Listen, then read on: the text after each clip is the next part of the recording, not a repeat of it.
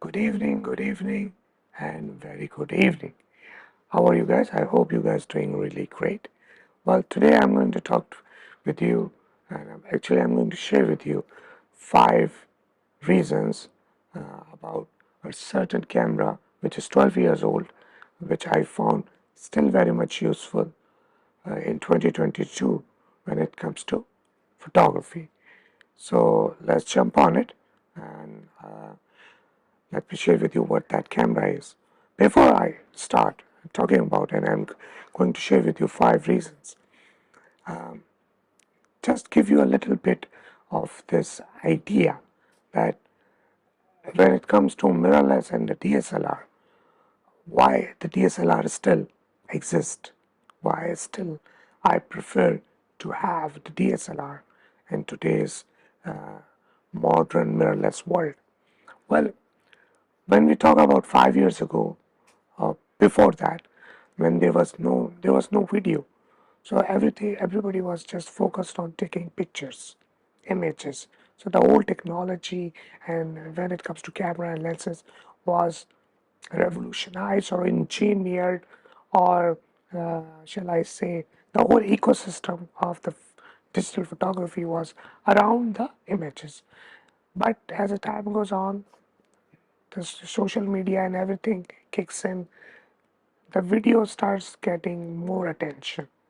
So the technology has to move towards the video side, which basically uh, makes every major camera manufacturer to produce devices which are optimized for video. So the whole mirrorless lineup is basically more video centric, whereas the DSLR still very much useful for taking images. So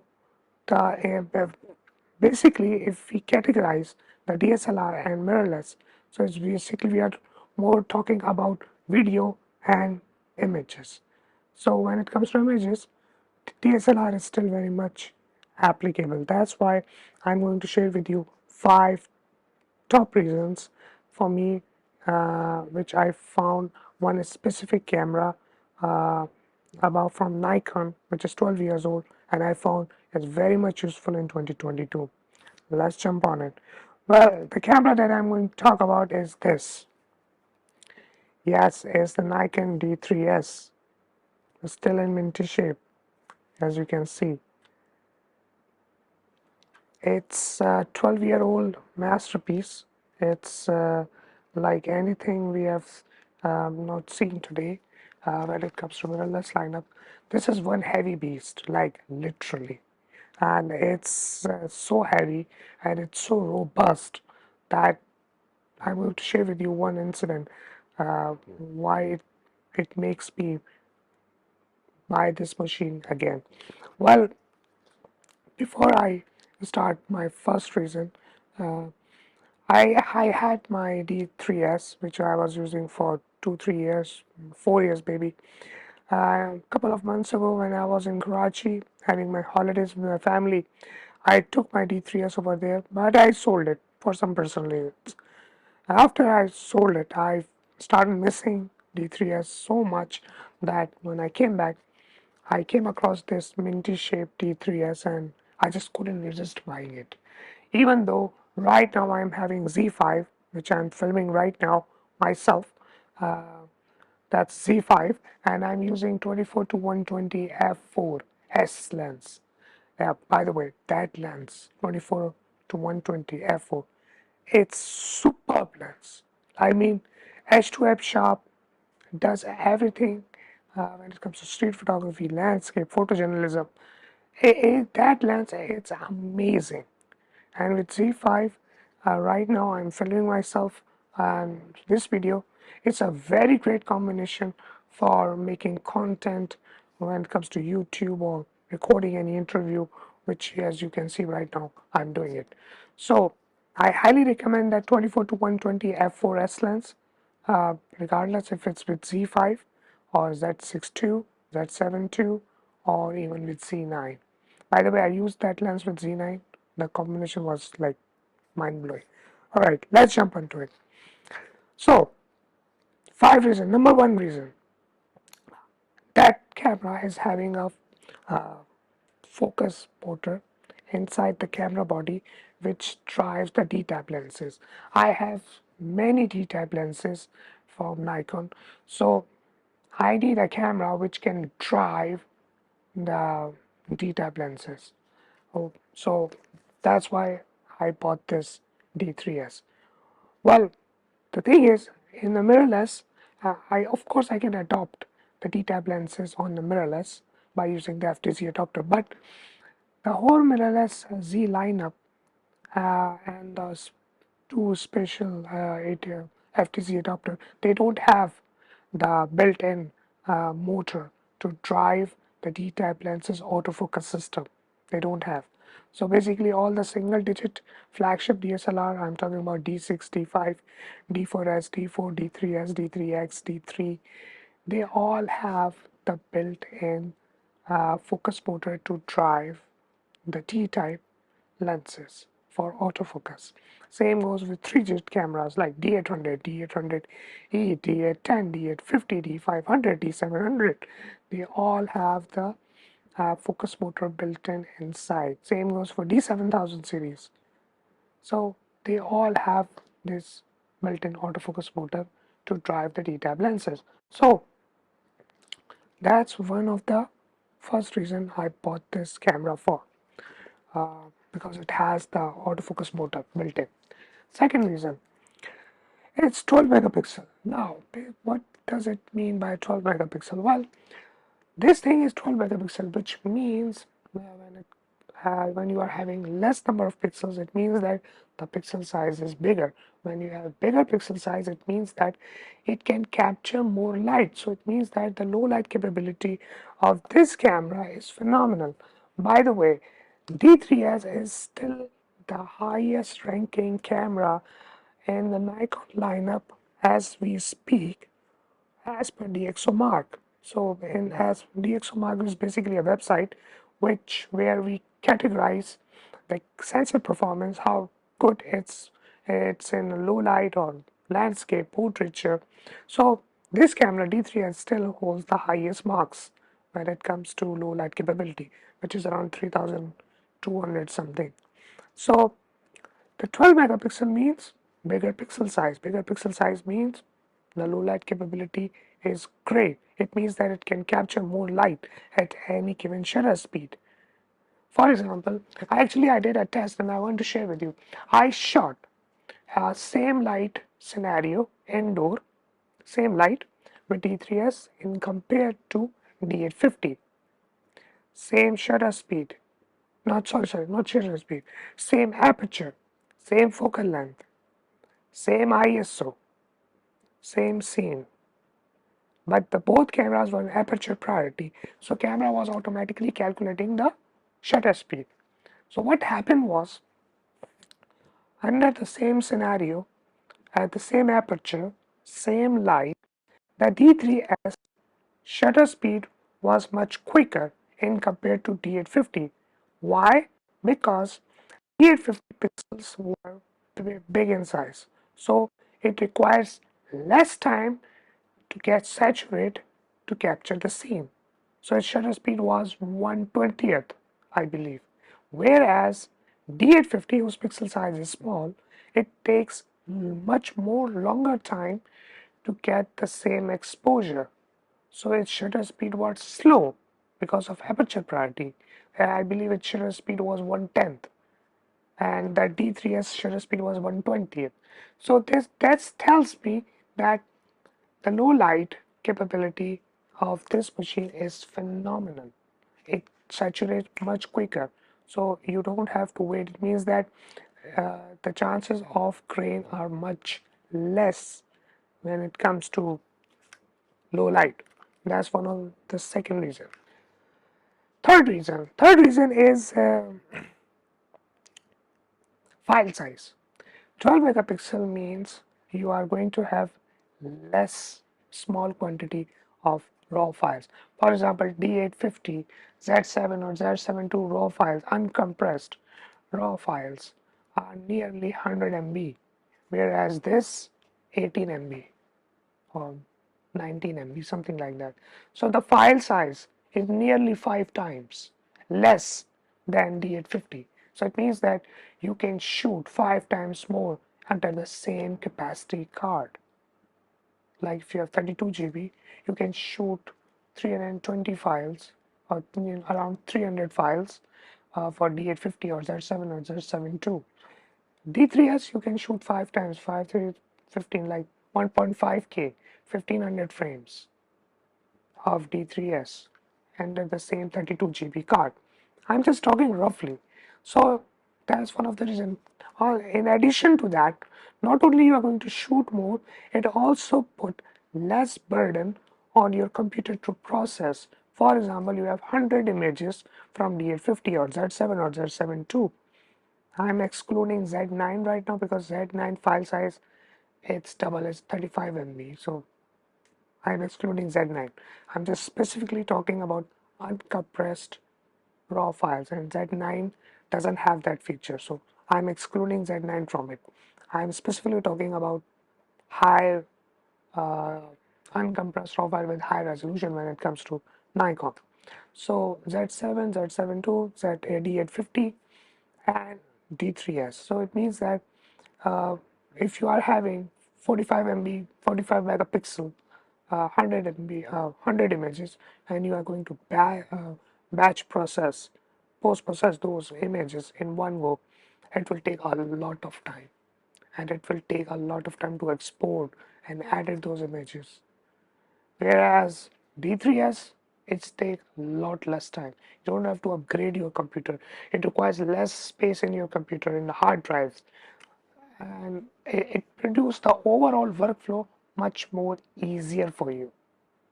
So that's another reason which I believe in today's world where everybody is going towards the higher megapixel cameras, D3s holds its value so damn well. Okay. Number 4 point is white balance. Well, I'm not sure about, again, it's subjective opinion, but I found D8, when it comes to DSLR, D850 and D700, these are the two best cameras from Nikon who white balance was on par, like spot on. The third camera that I found is this D3s. Its white balance is so spot on that you don't have to worry about it in post processing, like you don't have. Uh, it's slightly towards the warmer side. This camera white balance and slightly towards the warmer side, which attracts human eyes. So I found it much more useful actually.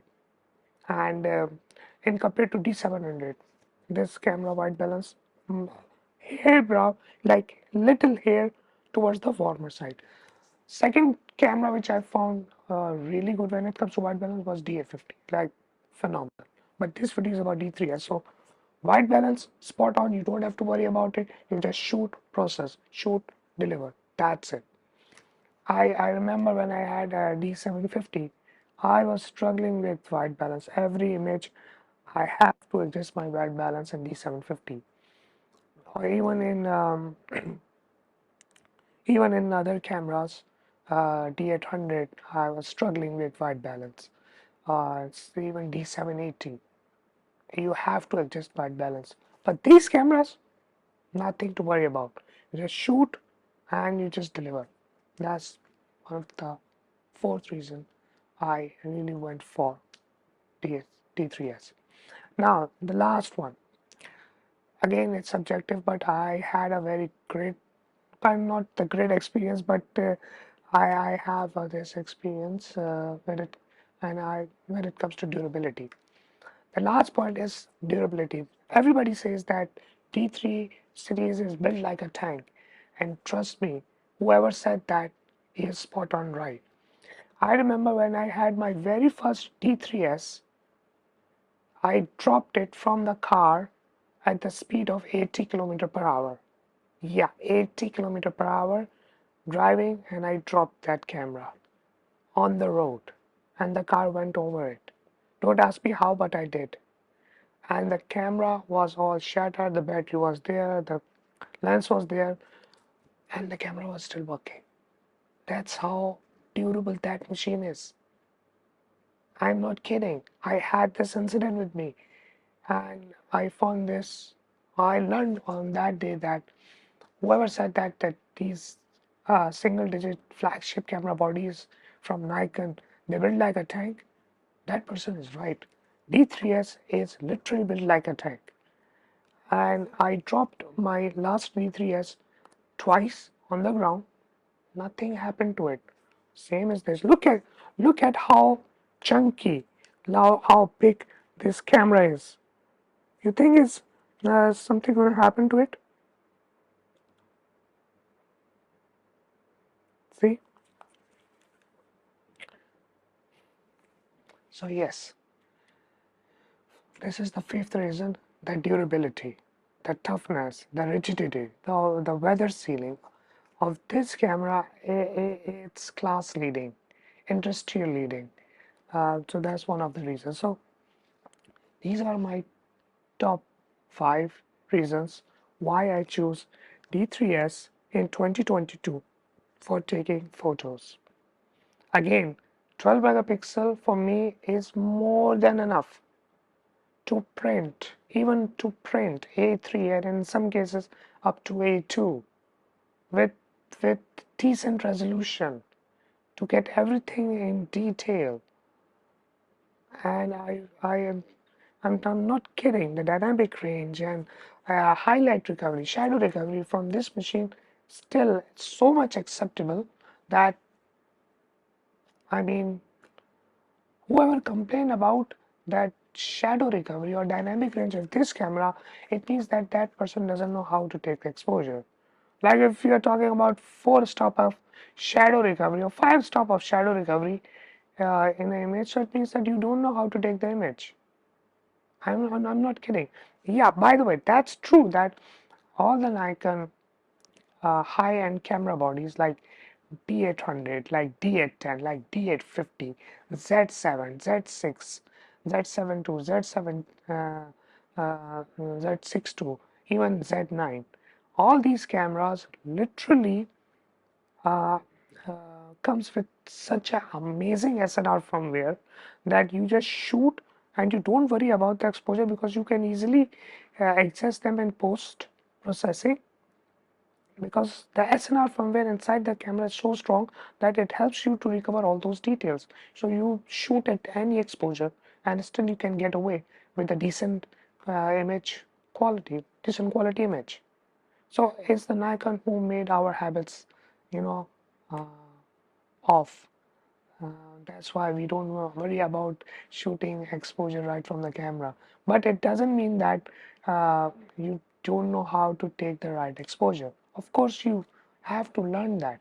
So whoever who complains about D3s dynamic range doesn't know how to take exposure right from the camera. So that's one of the reason I prefer to shoot from these machines. So these machines can push me and push my ability to operate the camera in the optimum position, so I can take the best quality images right from the camera and rely less in post processing. So I'm thankful to these kind of machines, because in this way I know how to operate any camera in the world, any camera. I don't have to worry about only specific Nikon model. If I know how this camera or any camera operates, or how to take the right exposure, how to get the right uh, amount of details from shadows, and what kind of exposure adjustment do I have to make to get the shadow details or highlight details, I can operate any camera in the world. So it means that these machines are pushing me in the right direction to learn the photography, the art of photography, the art of to learn how to handle any machine or how to take images under any light scenario. I don't have to worry about the SNR firmware of any camera. So I'm thankful to have these machines because it helps me on the long run to learn the art of photography, or I say, the art of taking right exposure. you can take this as a bonus point. Yeah, yeah, that's a bonus point. So that's it. I'm going to wrap up this video right now with this note that in 2022, D3s still holds its value when it comes to taking images. And I mean any kind of images. Landscape, portrait, wedding. By the way, for wedding, this camera is a killer, like literally killer. You can take 3,000, 4,000 shots using this body in a single wedding. And it's still going to have enough juice from the battery to get another wedding halfway. Yep. 12 megapixel is still going to have less file size, so it will be less burden on your computer to process it. And 12 megapixel is enough to print 8 by 10 or A4 or A3 or in some cases up to A2 size prints. So that's it. That's my opinion about using this beast in 2022. Take care of yourself, and I'll see you in next video with some next topic. Till then,